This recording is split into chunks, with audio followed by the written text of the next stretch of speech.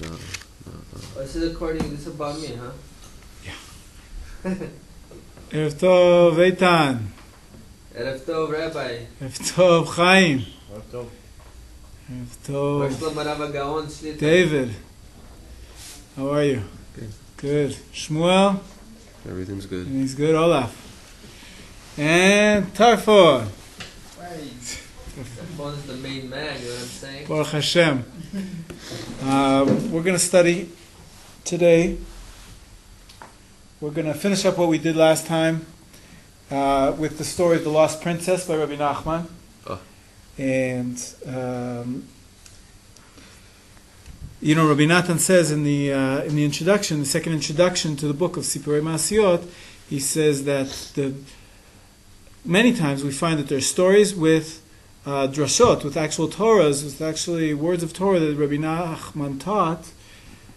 He told a story, and then a little while later, maybe that Shabbat or a week later, or the next event where he would give a major lecture, he would give a lecture of Torah with Midrash and Gemaras, and somehow, even though it wasn't explicitly stated, Rabbi Nachman never explicitly stated what the meanings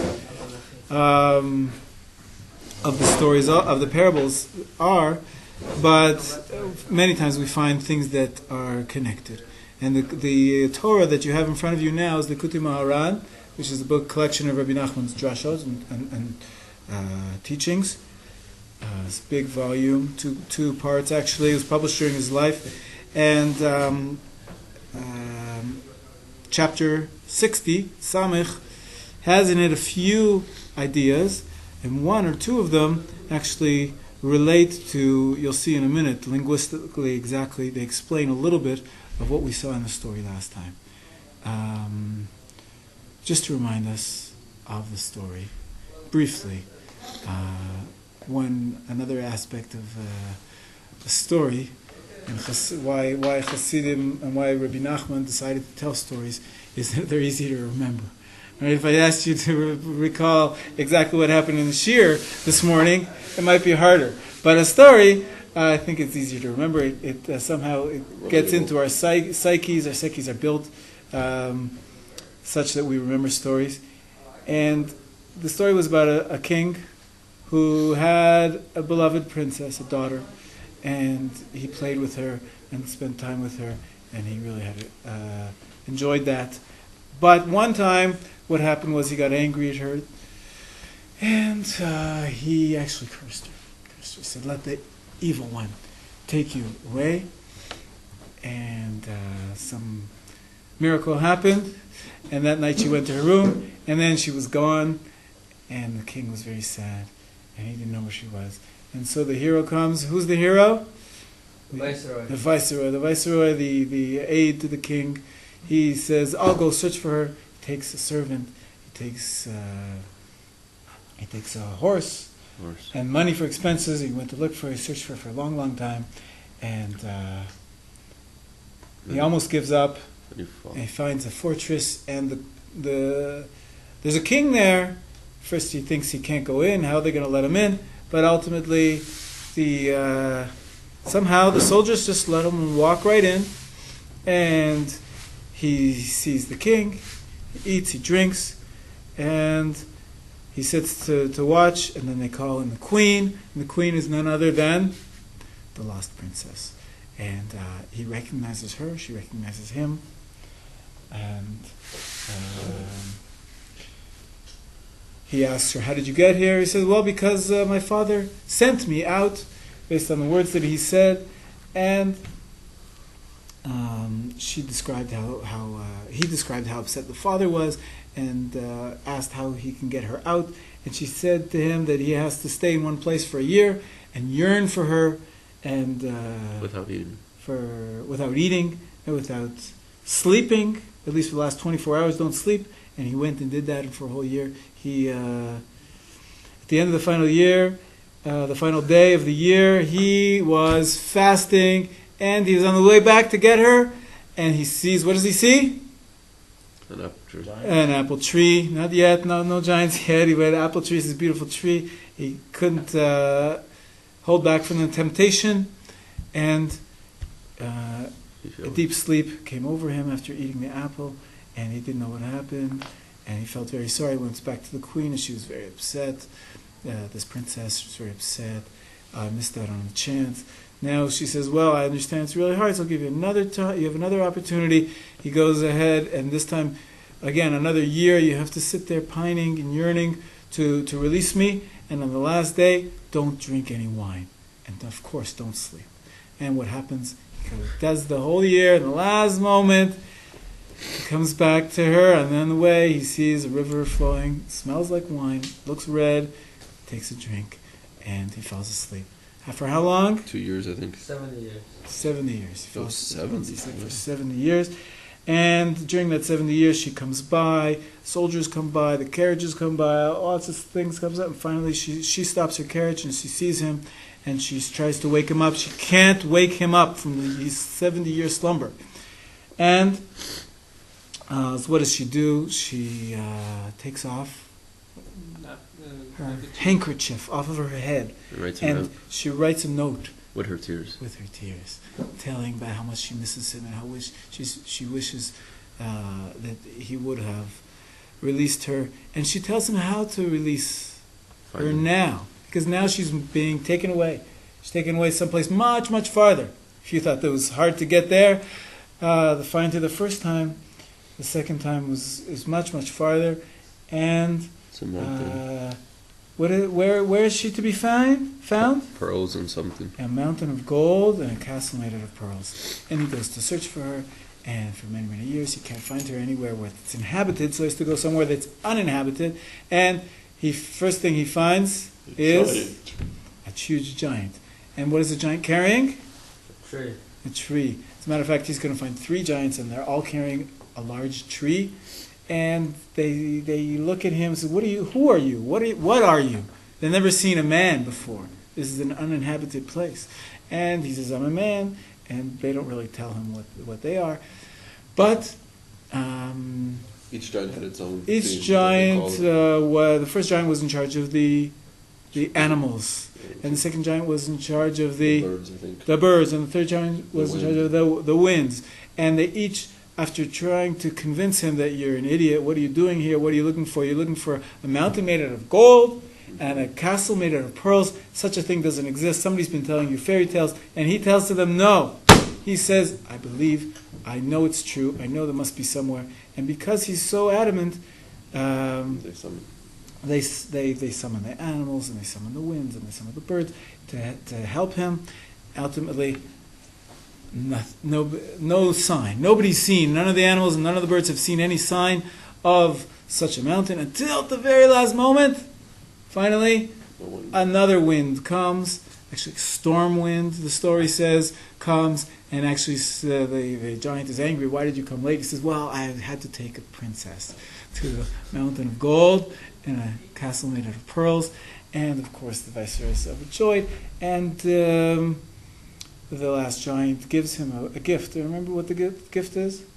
It's a purse filled with an unending amount of right, as much money as you like, whatever you need. And the wind, the storm wind, carries him to this mountain of gold. And there's many soldiers. They don't let him in. He has to bribe his way in with the money, and he finds some kind of wealthy person there who uses all of his wisdom and intelligence. And Rabbi Nachman doesn't tell us exactly how he does it, but he manages to release her from her prison, from this mountain of gold, and bring her back. Okay, yeah, that's very quickly the story. We said last time, the simple explanation is every Jew.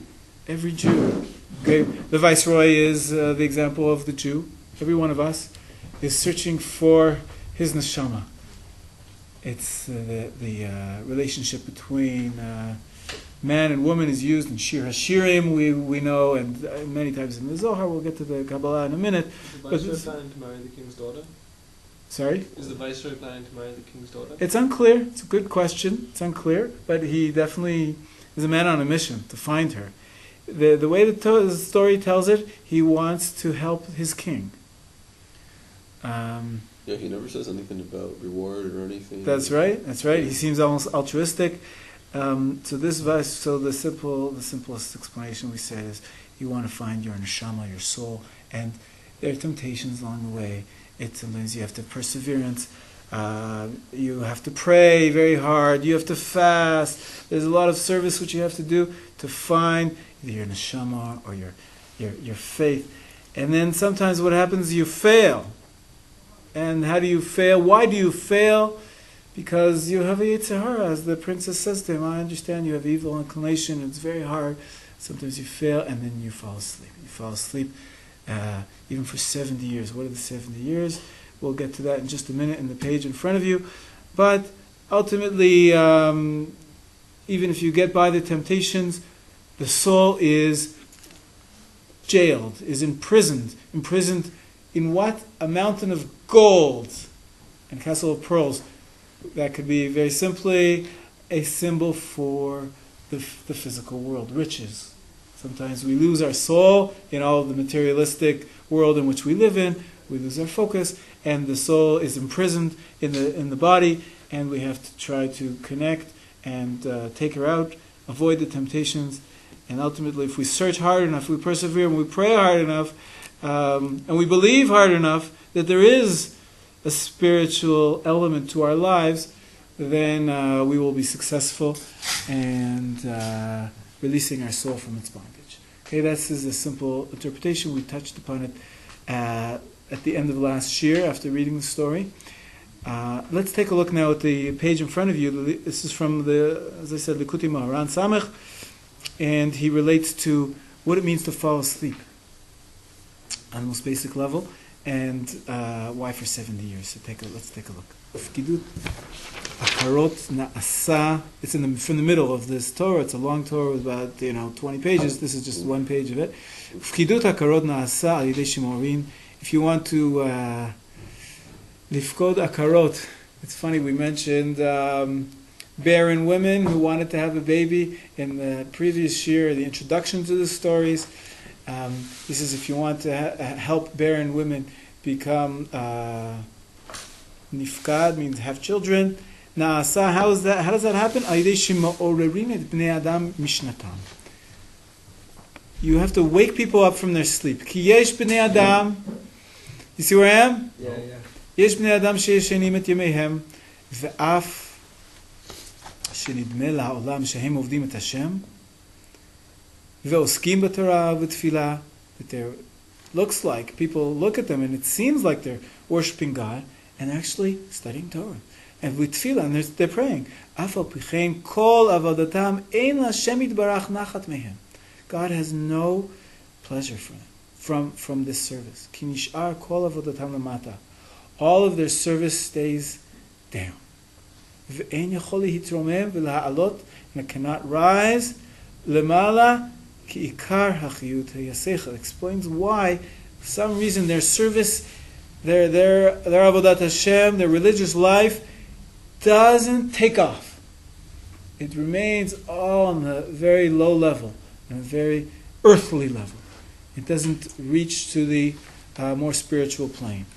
He says because in order to get to that spiritual plane, you need the seichel. Seichel is the intellect, but here he means, as he goes on to explain, chiyut, life force. כמו שכתוב, החוכמה תחיה את בעליה, כשהעבודה היא עם שכל, משימים בה חיות. When the service is with seichel, we'll just leave it untranslated for now, משימים בה חיות, שתוכל להתעלות. So it has a quality which enables it to rise up high. אבל כשנופל לבחינת מוחין, דקטנות. But when your service falls to the level of mochin, moach is intellect, or the better translation is consciousness, dekatnut. There's something called, is the Kabbalistic words. We're going to see a lot of Kabbalistic words today. And I should have said in the introduction that if you haven't been to the mikveh recently, I'd be careful if you're participating in this shiur, because we're going to try to describe at least a little bit an overview of all the Kabbalah in about 10, 15 minutes. So get ready. But in any case, right here we have, first of all, this concept of mochin de katnut, a limited consciousness, as a small mind, small-mindedness, right? We use that expression in English as well. So it says, when you're in the a limited consciousness, bechinat sheina, that's what he means. He says when you are sleeping, ein yachol hitalot lemala, so then you can't rise up to the enlarged consciousness. He doesn't use the term here, but that's the opposite of mechun de katnut. V'yeshen aflu li bechinat sheina. He goes on to say, and we're going to skip most of this, al yidei ta'avot u'ma'asim ra'im. Sometimes some people fall. Why? Why are they in constricted consciousness? Why is their experience, their life experience, and here is referring to explicitly their religious life experience? Why is it small-minded? Why is it constricted? Why do they not have this expanded consciousness which can encompass and perhaps more spiritual concepts that can connect to God in a more direct way? Because, well, he says there's different problems. Some of them fall into this. This is what's called sleep. Some of them fall into it. Al yidei ta'avot u'ma'asim ra'im. Ta'avot are desires, ma'asim ra'im are evil actions. So you see already the connection to the story, how he's explaining what he didn't say in the story. He ate something. He desired the fruit, and he ate from it, partook of it. As physical desires, ta'avot u'ma'asim ra'im, perhaps wrong actions. Well, he was told not to, so he's disobeying. But he goes on to say that yesh shehem anashim ksherim v'yafim rak shenifilatam hu ha'idei achila. We're in line number 6 now. Sometimes you eat something. He says, just like in the physical world, sometimes you eat something that's not good for you, physically. He says so too on the spiritual plane. Sometimes you eat something and it's not good for you on the spiritual plane. I don't think he's referring only to physical food. He says there's some food which is not kosher. So, okay, the Torah tells us that if you eat the non-kosher food, your mind becomes clouded and becomes closed up. But I think he's referring to not just to physical eating, but nourishment of the soul. Sometimes you experience things, your psyche experiences things which affect you in a bad way. So sometimes you fall and you into this lower state of your soul, of your religious experience, which is called mochin de katnut, the constricted consciousness. Okay, and so what do you have to do when you fall asleep? Not physical sleep, but you spiritually fall asleep. And you go again back to the first line. He says sometimes there are people that they're davening and they're learning, and yet somehow they're still asleep. Somehow, what does he mean by that? He means that they're not experiencing their religious life in the fullness of the experience in a way which enables them to be close to God. In a way that their soul actually experiences God. They're going through the motions. They're actually good people. But sometimes it happens that the experience does somehow, we talk about it nowadays, you don't connect. There's a disconnect between your actions and your mind even, and disconnect between that and your soul and your experience of God. Somehow, you're doing everything you should be doing. You cross all your T's and dot all your I's, but somehow the end result is I don't feel connected to God. That could happen, and this is what he's describing as you're asleep. You're a good Jew, but you're asleep. Your soul's asleep. Meaning you are in mochin de katnut, you have limited consciousness as opposed to the expanded consciousness. So what do you do about that? Let's go skip to the middle, the section which is underlined. It's bolded, excuse me. You have to wake this person up. How are you going to wake him up from his sleep? You need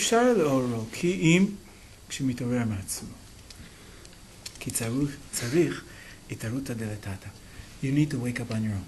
You need waking up from dilatata. Latata, from below. Right? There's something, it's called itaruta dilaela.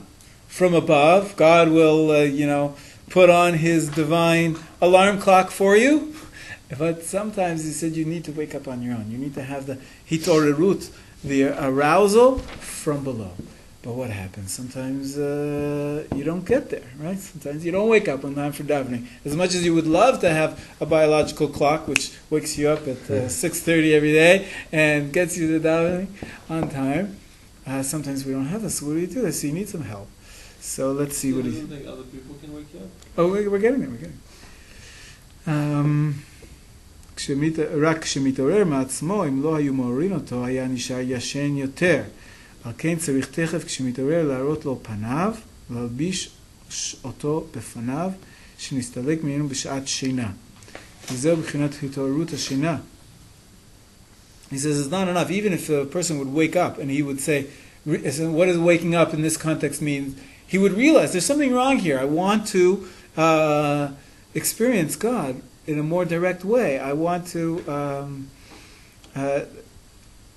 have something beyond the dry ritual. So he says, even if he does realize that, you have to help him. You have to help him. You have to show him his face. What does it mean? Show him his face. He's going to explain in just a few moments. So let's keep reading. How does one do that? Let's skip to the next bolded section. Ki yesh shivim panim laTorah. He says there are 70 faces of the Torah. Vehem b'chinat shivim shana. And this is also referred to as 70 years. Okay. We had 70 years in the story, right? He slept for 70 years. Ki kol echad meshuneh mechavero. He says every person is different from his friend. Utzrichin lahalbish et hapanim davka. And you have to clothe yourself with the face, which is your face, right? I remind you, this reminds us of the first segment of our workshop, the first third, I would say, of our delving into Chassidut. We're finding God through your own unique character. And it says there's 70. This is 70 is a classic symbolic number of different types of people. So you have to find your face. You have to clothe yourself in your face. So it means you have to find your connection to God. But how do we do that? Sometimes we can't find your face immediately. He says, "Machamat shlosha tzrichin lalbish et hapanim dafka machamat shlosha ta'amim." Aleph. Sometimes you can't find the right face. Why? And you can't directly just, do what you need for your soul. Directly. Why? He says Aleph. You see where I am in the bolded section now, right in the middle? There's an Aleph there. Ki kamoshem merapin et ha'iver tzrichin lesagro. And this is going to go back and explain to us a little bit deeper also why Rabbi Nachman's telling stories and he's not teaching Torah and Gemara and Midrash. He says, just like when you have an iver, what's an iver? Blind. A blind person.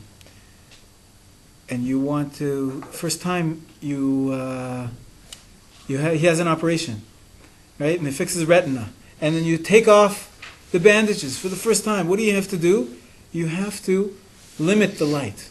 You have to close him off from the light. Shelo yir'eh or pitom. He shouldn't suddenly see the light. We must constrict the light for him. I'm in the right in the middle, smack in the middle of the page, the third line of the bolded section. You have to constrict the light for him. And we'll go back to this element of constriction in just a minute. Kedei shelo yazik lo, so that it doesn't harm him. Mashir epitom, that he should suddenly be able to see. So too he who was asleep and in darkness for such a long time. When you want to show him his face, meaning show him his soul, connect him to God, and to wake him up. So you see here, Olaf, he is actually, you're helping him wake him up by connecting him to his spirit. One method to do that is to enclose his face besipurei ma'asiyot, in stories. Kedei shelo yazik lapitom ha'or, the light, perhaps it's the light of the Torah. Sometimes people are not ready to hear Torah. Some people, especially, I can tell you, as a shul rabbi, one thing I learned is that every good shiur has got to have a story in it, just like this one I'm telling you right now. And I said, all of a sudden people woke up. The minute you tell a story, people wake up. And everybody loves a story. The person that he says that, I expect him to say the opposite about stories. Stories can be this piercing light that shines through somebody who's blind or in darkness. He's good question. I think he's seeing the way he's describing it now. The story somehow has a power to condense the light or serve as a filter. A filter has two purposes. One is to block out some of the light, and therefore it's less powerful. On the other hand, you can't look directly at the sun. You cannot experience the sun if you don't have the filter, because you're going to get burned. You'll ruin your eyesight. So the filter is very key. It's very important. And it's on the one hand, you have less light, but on the other hand, that's really your only access. That's the only way you can see the light. So to the story, he says, perhaps the story is not the real thing. The real thing is the Torah. Give me the Torah straight. Stop with all these stories. Stop talking around it. It give me a mashal. The king means God, and the princess means the soul. Tell it to me straight. He says, perhaps you can't. Yes, those stories is what help us relate to the God's messages. That's how we can interpret the lofty spiritual concepts and bring them down to something that we can relate to, that we can understand, that we can hear. And we also learn Torah. But sometimes he says there's certain time periods when somebody's asleep and you've got to wake him up. You can't do it all of a sudden, so you have to do it perhaps as a first step, ease him into the light. Ultimately, your goal is to learn Torah too. But these stories help us to expose you to the light slowly, but yet they really do expose you to the essence of the light. And this is what goes on to say. Yeah, question? Are you taking this? Yeah. Oh, okay. I just want to ask you what Hadarat Nashim has to do with the... That has nothing to do with it, Eitan. There's nothing to do with it. Try to stay with us for a few more minutes. We have... I'm going to try to focus on this story because I really want to get to another interpretation of the story, which takes us far afield. And so we're going to finish up quickly with this one and try to learn a little Kabbalah. But first of all, this helps us understanding what he's doing with the stories. Okay, Olaf? This that he's essentially clothing the light, the too powerful spirituality, and to giving it to us in a filtered way in Sipurei Ma'asiyot. Oh, that's why. That's what he's describing. Especially if he's talking about people being asleep. It seems like what his goal is to wake them. Okay. And he seems to be suggesting that the way to wake people up is by covering their eyes, so that the light doesn't come in too quickly. Well, the way he actually said that when they're waking up and you have to help them, you have to bring them into the light slowly. And this relates to what we spoke about last time in terms of stories, the power of stories. The power of stories can sometimes actually reach somewhere in your psyche that intellectual Torah doesn't reach. And maybe the story actually does have the power to arouse you, which you don't have in just a lecture of rational exposition of the Torah. Okay, let's keep going. Actually, let's skip a little bit. Let's skip to... He says some other reasons why stories are good. He says because, you get away, the evil chitzonim, the evil forces, you can sort of trick them. But let's skip to the end. כשמעוררו על ידי סיפורי מעשות של שנים קדמוניות הוא בחינת ורב חסד. כי כל הפנים וכל החסידים מקבלים משם. This is what I was about to say, as he says in the section above that, about 10 lines up, which is also bolded. He says, יש שנפל מכל השבעים פנים. Sometimes you're in such a down. You're so down. Here you go, Moshe. Here's a page for you. We're about 10 lines from the bottom. You're in, so that you can't connect to any of the 7 faces, the 70 facets, the 70 avenues which you might be able to find God. I'm 10 lines for the end now in the bolded section. Here, you can't even talk to him, give him Torah, which is appropriate for his soul. You can't clothe it in any way which is appropriate for him because he's fallen so low. The only hope is Ki'im al yedei sipurei ma'asiyot shel shanim kadmoniyot. stories from ancient times. שכל ה-70 פנים, 70 שנים, מקבלים חיות משם, וזה בחינת עתיק, בחינת זקן, בחינת הדרת פנים, שכל ה-70 פנים מקבלים חיות והידור משם. He says there's something about the story. You hear this all off? He says something about the story which is actually deeper than each and every type of teaching that you might particularly be able to connect to. This goes to the root level that everybody can connect to. These ancient stories somehow have a super ability to perhaps encapsulate in them things which are so deep, and therefore they're appropriate for everybody. Even if you know, any one of the 70 faces can all appreciate this story. Okay? Let's move on, because I think, I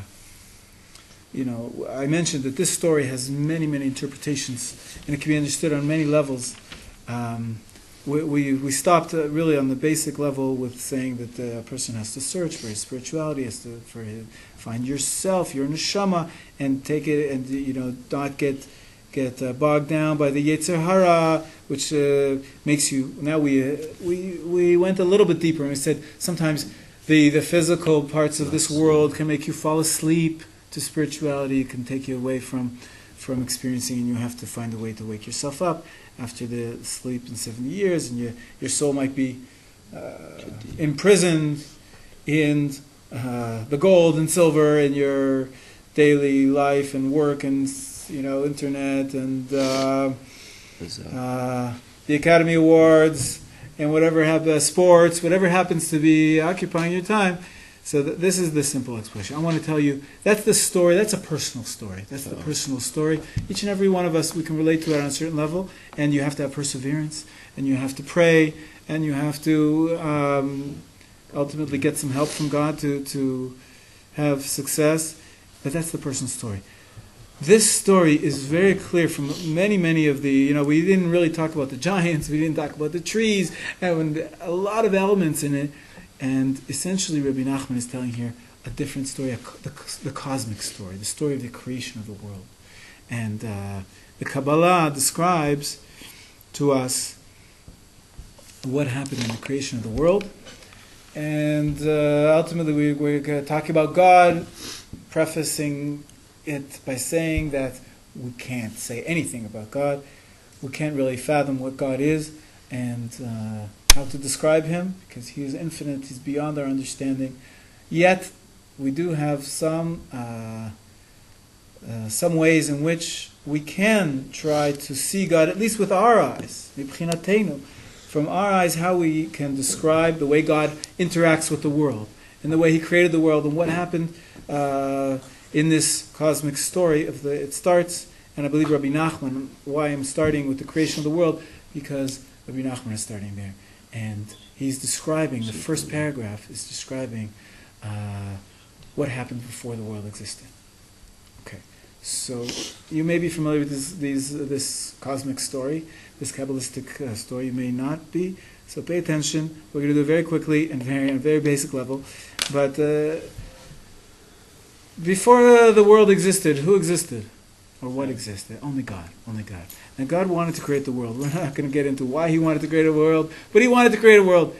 But he couldn't. Why couldn't he? Because God is everywhere. God is everywhere. So there's no space for anything other than God. So what did he have to do? Help me out? To make himself not. That's right. He had to constrict himself. Tzimtzum, it's the term used. God had to constrict himself and create an empty space, the vacated space. Okay? And in that space, he could create the world. But that space couldn't exist without some godliness in it, right? Because if it didn't, God was not connected to it, then it wouldn't be able to exist. Because God is the source of life. So we have a paradox here. So what did God do? He vacated himself from the space, but right away he sent forth a line of light. Light is the mashal being used here for godliness, into that vacated space. And actually he created not only light, but he created vessels. He created certain kelim, like this teacup right here, that in order to accept the light. But what happened? This is a cosmic tragedy. That when God tried to inject His light into these vessels which He created, the vessels couldn't contain the light. And what happened? They shattered. The vessels were shattered. They broke, and the light, instead of being contained and being useful, or being where they should be in this teacup, or in these spiritual vessels which God created for the light, they got scattered. They got scattered in the forms of sparks of light fell. And where are they now to be found? In the broken vessels, or, if you will, in the rest of the world which He created, in the stones, in the trees, in the grass, and in the heavens, and in the seas. All of the world that we know it have sparks of godliness, sparks of light in them, and essentially, as I said, it's a cosmic tragedy. And God, who created this, is upset about that. This is not what He envisioned. This is not the way He wanted it to happen. He wanted the light to be able to connect back to Him. Now these sparks are trapped. They're trapped in the vessels, the broken vessels, and they're trapped in the physical world that exists. And He needs some way or someone to be able to retrieve these little elements, aspects of godliness, and bring them back to Him.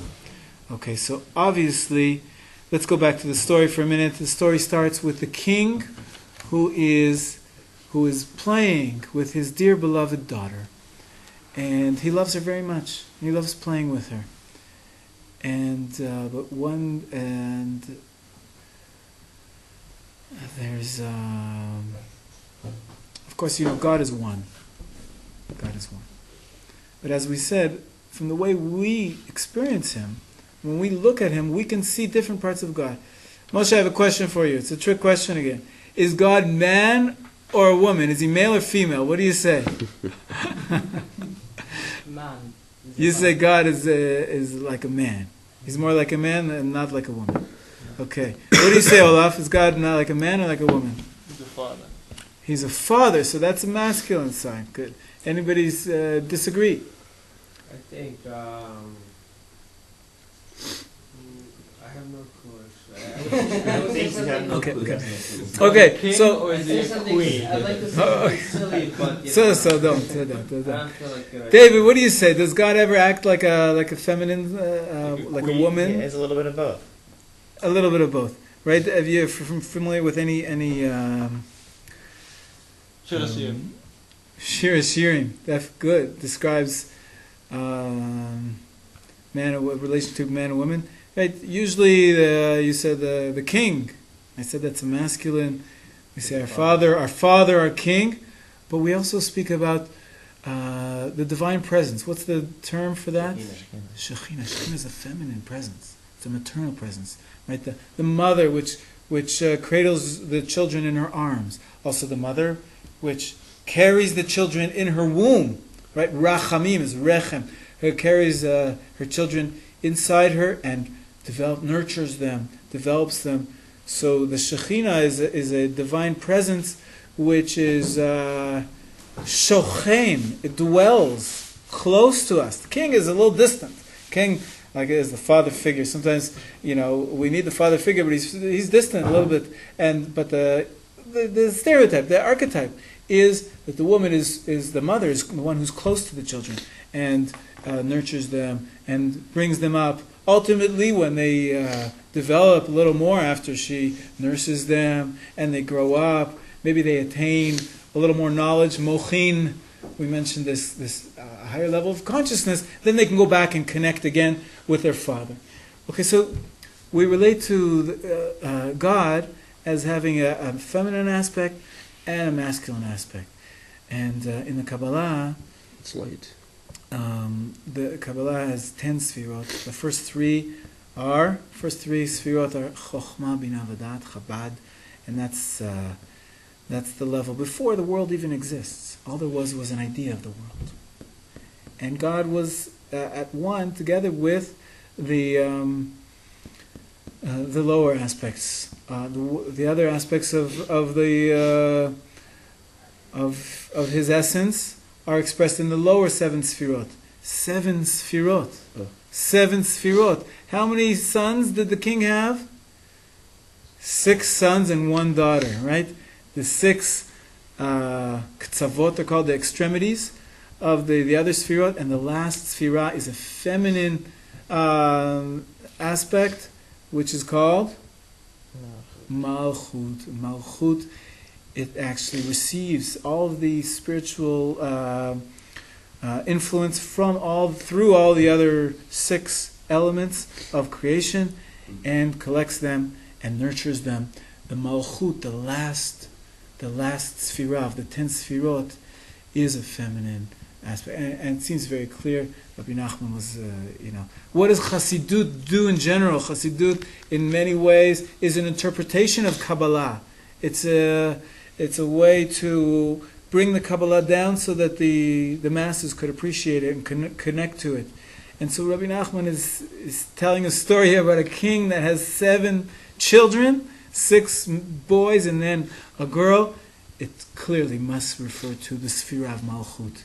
And before the creation, all those 7 lower Sfirot were together with the Chabad, with the intellectual component of God. But what happens? The king gets angry, right? And he says, "May the evil one take you." The Gemara says, when you get angry, and this is Ari Kaplan in his parish says this. He brings this Gemara. He says, when you get angry, the Gemara says, your mind, your rational faculties leave you. Get angry, you don't think, right? You're like a bull in a china shop, and you're angry. You're not thinking. There's no rational thought. Histalkut hamuchim. So what happens? There was a disconnect between the king and the daughter, the last sfirah. There's a disconnect between the idea that God had when He wanted to create the world and the way it happened in the real world. And what happened was the light came in, the vessel shattered, and essentially the element of Malchut, the divine presence, that aspect of God, which is the feminine aspect, that got lost. It got imprisoned. Where did it get imprisoned? Where are those sparks of light? They're imprisoned in those shattered vessels in the world, in this world, and they're being held captive, and they need to get released. Okay, and so this is a cosmic story. So how does it start with? Who's going to release? Who's going to fix? Who's going to clarify this? Who's going to rectify this situation, this tragedy?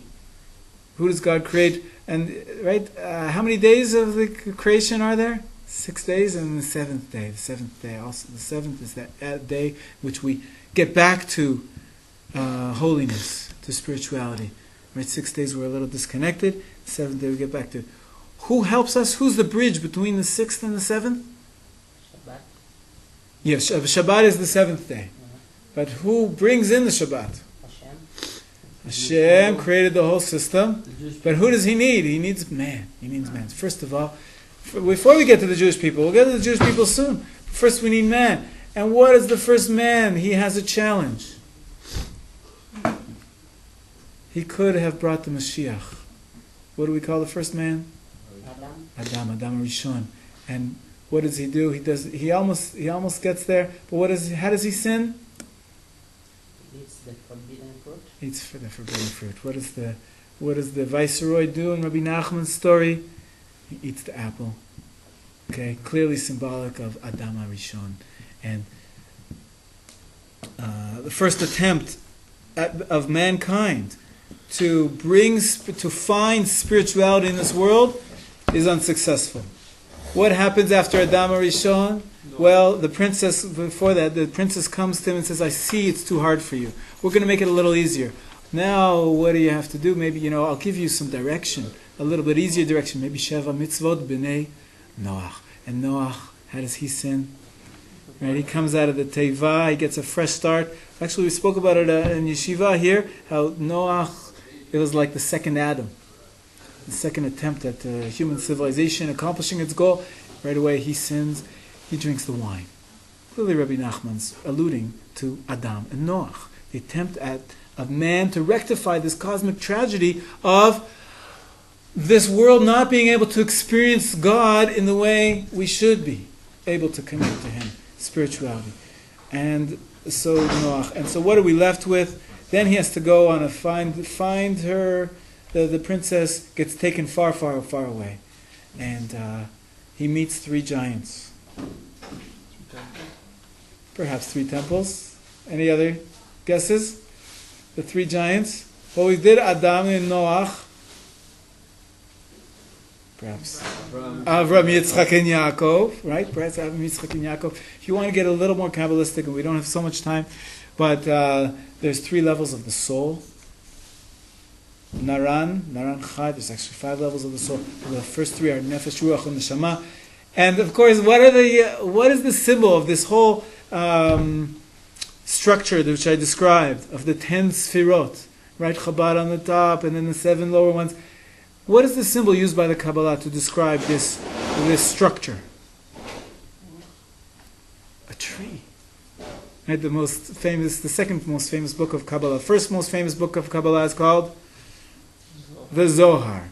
And the student of the Ari, Rav Chaim Vital, wrote a book called Eitz HaChaim, the Tree of Life. The Tree of Life is the symbol which is used to describe this system of Sfirot. And each one of the giants is holding a giant tree. Okay?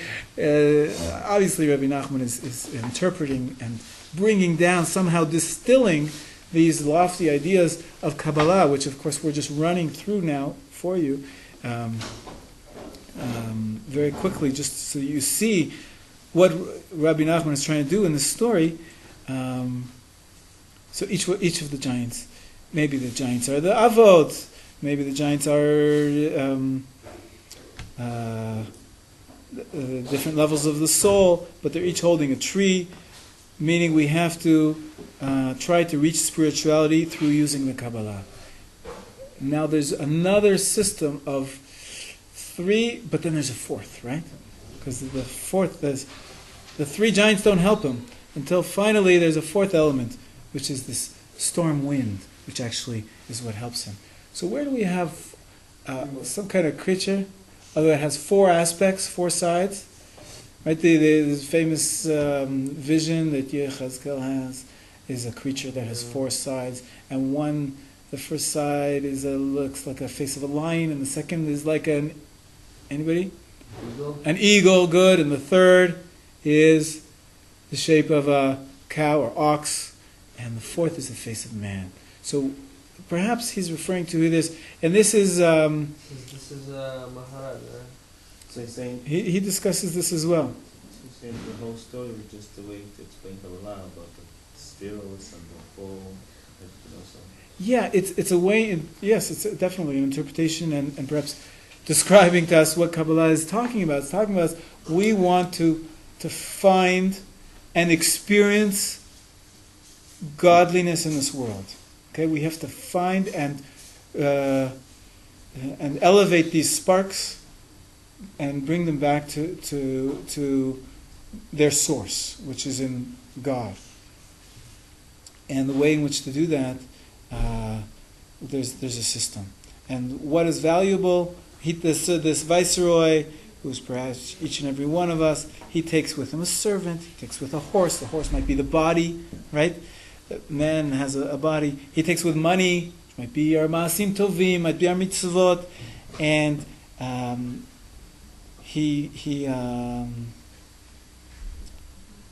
okay, let's get to this part. He fails. Adam and Noach fail. And then he sleeps for 70 years. He's asleep. His spirituality is asleep, like we saw in the Likutei Moharan.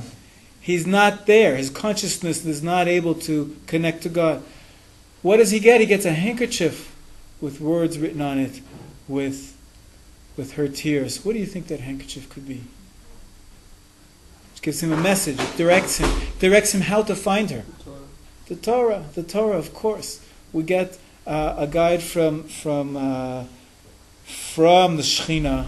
The Shekhinah itself wants to be redeemed. It wants to be released from its prison. So, and then we get to the ultimately we have to get to the end.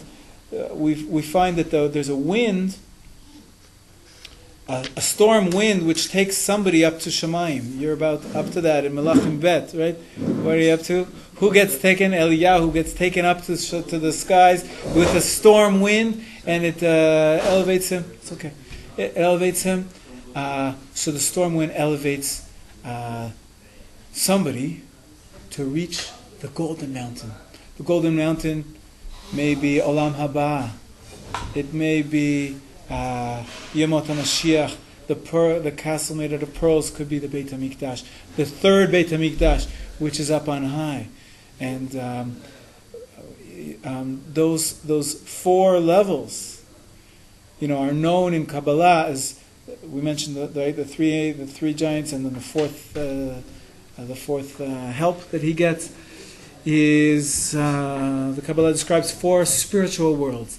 And he says, I have to leave the inhabited place because she's clearly not there. I have to find that spirituality in a spiritual place. He's essentially, now the Viceroy has gone in a place where there are no people. It's a spiritual world. Actually, three, and a fourth spiritual world is perhaps the highest spiritual world, which this Viceroy is going to reach with in times of Mashiach, the ultimate. And Rabbi Nachman doesn't tell us how he releases her. We don't know how Mashiach is going to come. He can't tell us the secrets of Mashiach. And so that's why that part of the story, as difficult as it is from a literary, you're missing the punchline. You're missing, where's the highlight? How does he actually release her? We can't discuss. That's secrets of Kabbalah which are too elevated. But I want to go back to the beginning of the story. This is a story of a journey. It's not about the ultimate release from prison and how he gets her out. It's telling a journey. The way we described it, it's telling a story. It's telling perhaps many stories on many different levels. We started with, first of all, the simple story itself. It's a great story. It grips you. It grabs you. It touches you some way. In a way, perhaps a lecture about the laws would not touch you. And the way Rabbi Nachman describes it, the story actually filters the spiritual concepts to you, and it touches you. The second level we spoke about is the personal story of each and every Jew, each and every one of us, who's fighting with his Yetzer Hara in order to connect to his spirituality, in order to find his soul, the source of your soul, the root of your soul. That's the second level. Third level, which we described in the last 20 minutes of the shiur, is the cosmic story. This cosmic story of why God created the world, how God created the world. He's trying to bring his godliness into the world. Ultimately, man is given the job to pick up the sparks, to find the godliness in this world. He's given, human history has gone through many stages. First, it was for all of humanity, and then we get a focus on the Jewish people who have a specific task to release this princess, the Malchut, the Shekhinah, and reunite her with Kudsha Brichu, reunite her with the God who created her. And but this is a story which the end will only reach in the days of Mashiach. I think it's amazing when you see how many levels there are and how many layers there are in Rabbi Nachman's story. So this is a classic story of Rabbi Nachman, perhaps a little more transparent than his other stories, but because we see there's so much symbolism. I think Chaim, you had trouble with the story originally because there's so many details about a giant and so many strange things that I can't. It's hard for me to relate to on a literary point of view. Here, it's perhaps more so than in many other stories. Many other stories have less details, which seem to be like a parallel, one-to-one with the Kabbalistic concept. Here there are many, many Kabbalistic concepts which he's trying to allude to, and there's so many details that the story gets lost in the details. But this is instructive to us when we read other stories of Rabbi Nachman, and we're not going to continue with too many, if at all, any more stories of Rabbi Nachman. We're going to move on to study other aspects of Chassidut. This can at least explain to us why they're studied by the Brestover Hasidim, and we'll finish off. I'll turn off the tape recorder, but we have to finish with the nigun. We should have started with the nigun. I told you there's this nigun of the Sipurei Masios. So we'll finish with this, and Bezrat Hashem will try to return to Rabbi Nachman much later in the year. But now we have to finish off and have dinner with the nigun. Okay? I'm sparing the people who are going to watch this on tape from my going off key.